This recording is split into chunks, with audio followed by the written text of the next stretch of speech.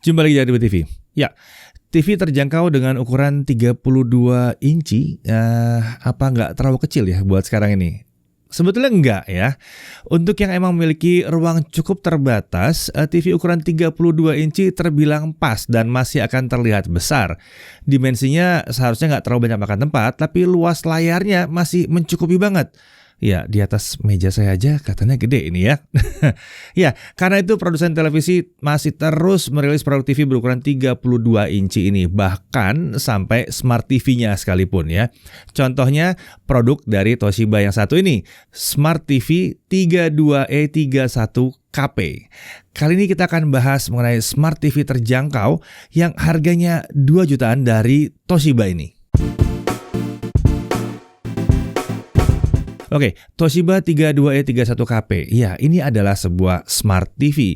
Ya, karena dia smart, kita bisa menggunakan TV ini untuk terhubung ke internet dan menikmati konten berbagai aplikasi streaming, termasuk misalnya YouTube, Netflix, dan lain sebagainya. Oke, sebelum lebih jauh membahas TV ini, kita lihat dulu paket penjualannya.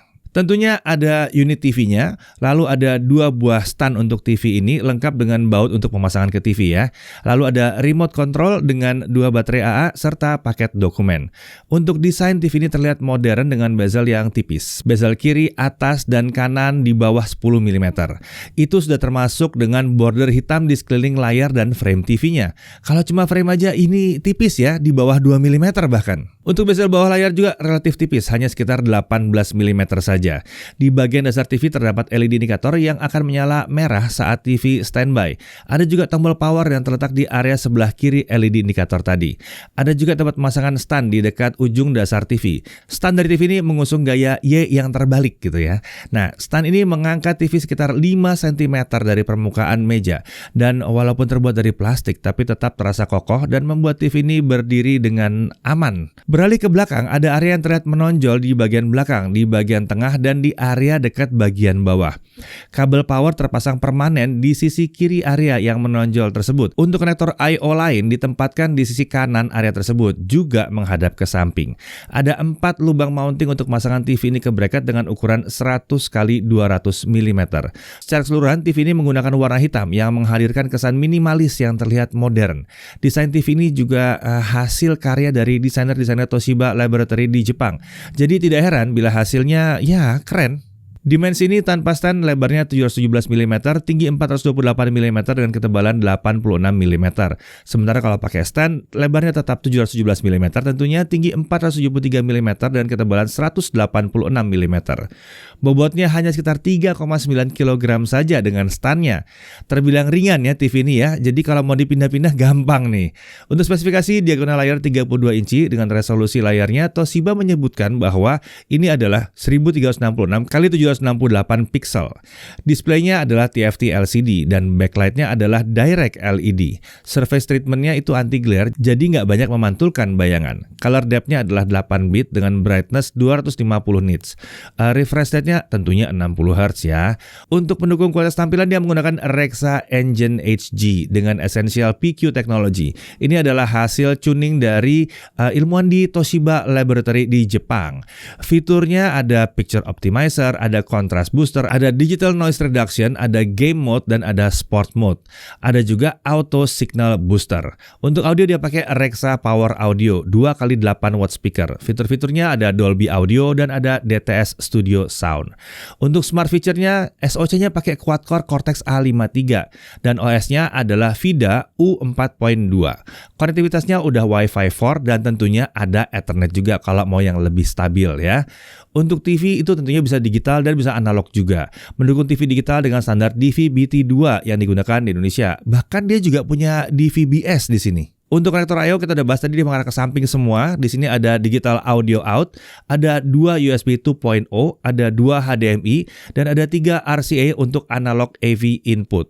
Kemudian ada antena input 1. Ini adalah port antena satelit yang berguna untuk yang masih menggunakan parabola untuk nangkep siaran TV lokal maupun luar negeri.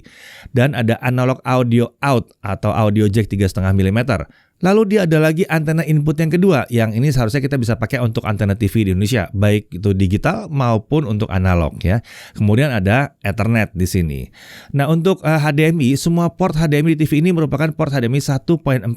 Port HDMI 1 itu sudah support ARC ya, atau Audio Return Channel untuk koneksi ke soundbar. Nah, sistem operasi VIDA yang digunakan di TV ini menawarkan setup awal yang mudah. Kita cukup ngikutin panduan yang ada dan dalam waktu singkat TV ini udah siap digunakan. Ada opsi untuk milih input yang secara standar akan jadi tampilan utama yang akan muncul saat TV dinyalakan. Opsinya ada HDMI 1, HDMI 2, AV input, dan TV. Sementara VIDA akan muncul saat kita menekan tombol home di remote kita ini ya. Nah, tampilan VIDA ini menyuguhkan jajaran aplikasi di area tengah, tombol-tombol akses ke menu setting, notifikasi, dan lain sebagainya di area atas, serta rekomendasi konten di area bawah. Rekomendasi konten ini diatur langsung dari VIDA. OS VIDA ini terasa cepat dan responsif ya, serta dibekali dengan aplikasi streaming konten bawaan, termasuk diantaranya YouTube, Netflix, Prime Video, Apple TV, Deezer, WeTV, iFlix, dan Video. Ada juga beberapa aplikasi bawaan lain, tapi bukan aplikasi yang umum digunakan di Indonesia. Namun kontennya ini masih juga menarik ya, seperti NBA dan UEFA TV. Sayangnya emang Disney Plus Hotstar saat ini belum tersedia di VIDA yang ada di TV ini. Namun info dari pihak Toshiba, aplikasi ini akan tersedia dalam waktu dekat, nggak sampai tahun 2023. Nah, selain dari aplikasi ini, kita tentunya bisa menggunakan TV ini untuk output tampilan dari PC, set-top box, game konsol, dan lain sebagainya via HDMI. Kalau kita butuh input dari perangkat lawas seperti konsol game lama, VCD player, atau bahkan perangkat yang lebih tua lagi, masih ada juga composite AV input tadi. Nah, untuk TV digital, ya seperti kita bahas tadi ya, udah tentunya itu bisa. Dia bisa support standar DVB-T2 yang dipakai di Indonesia. Terlihat ya di sini ya, kita bisa mendapatkan banyak siaran TV digital Indonesia. Konten dari storage berbasis USB juga bisa diputar di TV ini dalam bentuk video, audio, atau sekedar gambar saja juga bisa. Oh ya, kalau dibutuhkan, fitur PVR itu juga tersedia. Jadi kita bisa merekam siaran TV ke storage berbasis USB yang terpasang ke TV ini. Masih soal USB, kita bisa menggunakan port tersebut untuk masang keyboard ke TV. Ini bisa membantu kita saat butuh ngetik untuk login ke aplikasi-aplikasi yang tersedia. Ini tentu saja jauh lebih mudah dibandingkan kalau kita mau nginput pakai remote secara langsung. Terkait remote, nah desain remote bawaan TV ini masih yang klasik ya, jadi masih menggunakan tombol angka untuk pemilihan saluran TV. Tapi di remote ini juga tersedia banyak shortcut sehingga memudahkan untuk mengakses menu tertentu atau membuka aplikasi tertentu. Untuk audio, bila butuh menambahkan speaker ke TV, kita bisa menggunakan digital out, analog audio output atau headphone jack, serta ARC di port HDMI 1. Jadi opsinya cukup banyak ya, dan menurut Toshiba, ini bisa membantu untuk memaksimalkan fitur Dolby Audio dan DTS Studio Sound yang ada di TV ini. Oke, Toshiba menyediakan beberapa preset untuk TV ini, yaitu ada standar, theater, music, movie, speech, late night, dan sports. Preset-preset tersebut bisa kita pilih sesuai dengan preferensi kita atau sesuai jenis konten yang sedang diputar. Pengaturan manual tentu saja bisa dilakukan dengan mudah untuk lebih menyesuaikan preset yang ada dengan kebutuhan kita. Saat kita coba pakai Netflix, konten sudah bisa diputar normal di resolusi HD. Ini berarti video yang kita tonton bisa ditampilkan dengan resolusi setidaknya 720p, tapi ya di bawah 4K ya. Nah, sementara untuk YouTube, kita bisa muter video sampai resolusi 1080p di 60 fps. Nah, saat kami pasang ke laptop, resolusi layar terdeteksi itu disebutkan adalah 1920 x 1080 pixel. Ya, TV ini sebetulnya sanggup menerima sinyal yang 1080p ini. Oke, bagaimana kualitas tampilannya? Secara umum kualitas tampilannya memang mencukupi. Ini emang bukannya terbilang luar biasa, tapi udah pas lah untuk menggambarkan kualitas tuning TV dari perusahaan Jepang. Apa yang ditawarkan terbilang bisa memenuhi ekspektasi yang ada untuk TV di kelas harganya. Gambar dan warna tampil cukup baik sebagaimana umumnya TV Toshiba, tapi memang belum terasa tampil dengan luar biasa prima karena memang brightness-nya itu baru di kisaran 250 nits. Jadi belum cemerlang-cemerlang amat, terutama kalau ruangan kalian terlalu terang. Sementara untuk warna-warna gelap, sayangnya gradasi warna gelap terasa tampil agak sedikit kasar di sini. Dan ke dalam warna gelapnya juga tidak terlalu dalam rasanya. Lalu bagaimana dengan viewing angle-nya? Sayangnya kami merasakan adanya pergeseran warna saat melihat ke arah layar dari samping TV. Walaupun nggak terlalu banyak, tapi ada pergeserannya ya. Nah, menu pengaturan untuk picture di TV ini tampil sebagai overlay di sisi kiri. Posisi overlay ini tepat karena kita bisa langsung melihat efek pengubahan yang kita lakukan.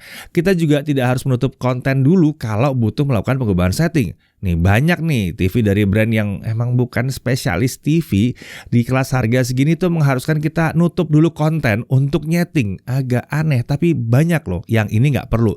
Ini TV beneran. Untuk audio gimana? Kualitas suara yang dihasilkan dari speaker TV ini terbilang mencukupi untuk mengisi ruangan yang luasnya cocok untuk TV 32 inci seperti ini. Memang untuk musik yang rame seperti band atau konser, separasi suaranya masih terasa agak kurang. Tapi itu wajar ya untuk speaker terintegrasi di TV dengan harga seperti ini. Tapi kalau untuk nonton film sih ya rasanya masih cukup oke ya. Kalau nonton film action gitu masih lumayan ya. Nah, kami juga mencoba TV ini untuk gaming. Saat kita coba untuk gaming dari komputer, TV ini terbilang masih cukup mumpuni. Untuk game tipe kompetitif atau e-sports harusnya masih belum pas memang karena refresh rate-nya masih di 60 Hz. Tapi ya lagi-lagi untuk kelas harganya itu umum ya. Namun untuk game casual atau game AAA, nah ini udah oke ya. Apalagi dia bisa terima sinyal 1080p. Demikian juga untuk konsol game seperti PlayStation 4, Xbox One, atau Nintendo Switch. TV ini terbilang pas. Kami tidak merasakan adanya input lag yang mengganggu kenikmatan saat mainin game dengan menggunakan si TV yang satu ini. Ini jadi opsi yang menarik ya, mengingat di harga yang sama untuk monitor komputer, kita harusnya baru bisa dapat monitor sekitar 24 atau 27 inci lah. TV 32 inci ini tentunya akan menawarkan ukuran tampilan yang lebih besar, yang berarti tingkat kepuasan menikmati game jadi bisa lebih meningkat. Oke, untuk konsumsi daya saat kita ukur, TV ini mengkonsumsi daya sekitar cuma 35 watt aja saat beroperasi. Kami tidak melihat adanya perubahan konsumsi daya saat kita mengganti picture mode yang sedang aktif. Untuk harga, TV ini dipasarkan dengan harga kisaran 2 jutaan. Coba cek aja saat di online marketplace atau di toko elektronik tradisional.